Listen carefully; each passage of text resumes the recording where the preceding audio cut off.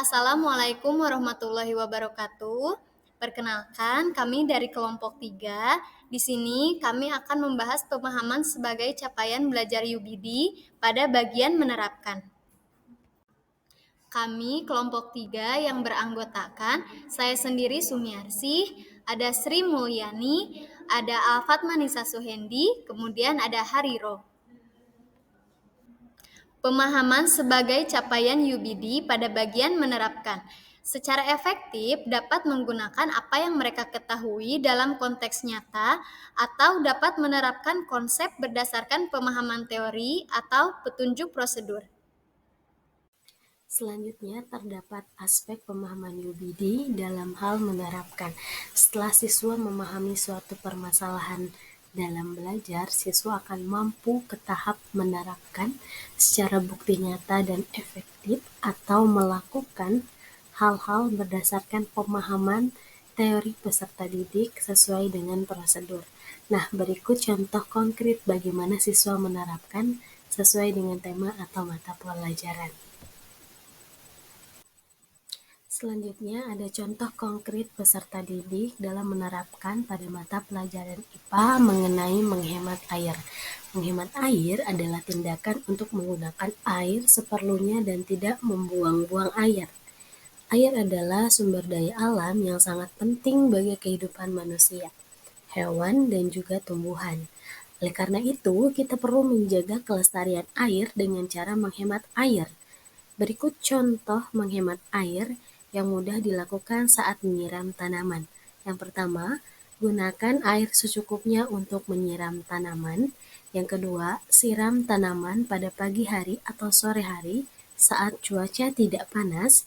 Kemudian, yang ketiga, gunakan alat penyiram yang tepat, seperti gembor atau selang dengan peraturan.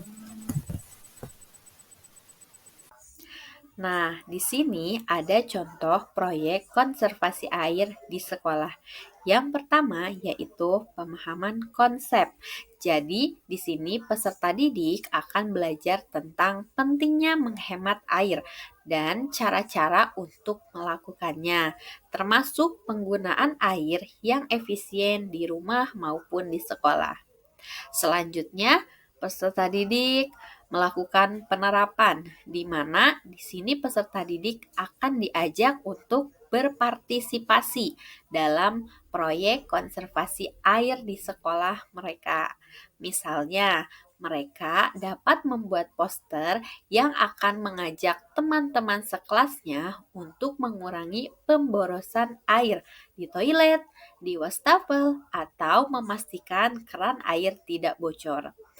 Lalu selanjutnya di pelaksanaan peserta didik ini akan membentuk sebuah kelompok dan akan bersama-sama untuk memasang poster-poster yang telah dibuat di lokasi yang strategis di sekolah, seperti di dekat toilet atau di wastafel. Mereka juga dapat membuat pengumuman di depan kelas ataupun dalam pertemuan sekolah tertentu untuk pentingnya penghematan air. Baik, dalam monitoring, siswa bertanggung jawab untuk memantau penggunaan air di sekolah, mengamati apakah ada perubahan perilaku setelah pemasangan poster dan pengumuman. Mereka dapat mencatat apakah ada penurunan pemborosan air dan efek dari tindakan konservasi yang mereka ajukan. Kemudian ada pun evaluasi dan tindak lanjut di mana siswa mengevaluasi efektivitas proyek mereka dengan melihat data yang mereka kumpulkan. Mereka kemudian dapat membuat rekomendasi untuk tindakan lanjut seperti mengadakan workshop tentang penghematan air untuk siswa lain atau melanjutkan kampanye konservasi ke komunitas sekitar. Melalui proyek ini, peserta didik tidak hanya belajar tentang pentingnya penghematan air, tetapi juga secara aktif terlibat dalam tindakan nyata untuk menjaga lingkungan dan menerapkan konsep-konsep yang mereka pelajari dalam kehidupan sehari-hari. Dengan proyek ini juga, peserta didik mampu menerapkan hidup menghemat air dalam kehidupan sehari-hari. Oleh karena itu, peserta didik sudah mencapai pembelajaran dengan pemahaman yang bermakna dan mampu menerapkan dan melakukan dalam aktivitas yang nyata. Sekian pemaparan dari kelompok kami. Terima kasih. Wassalamualaikum warahmatullahi wabarakatuh.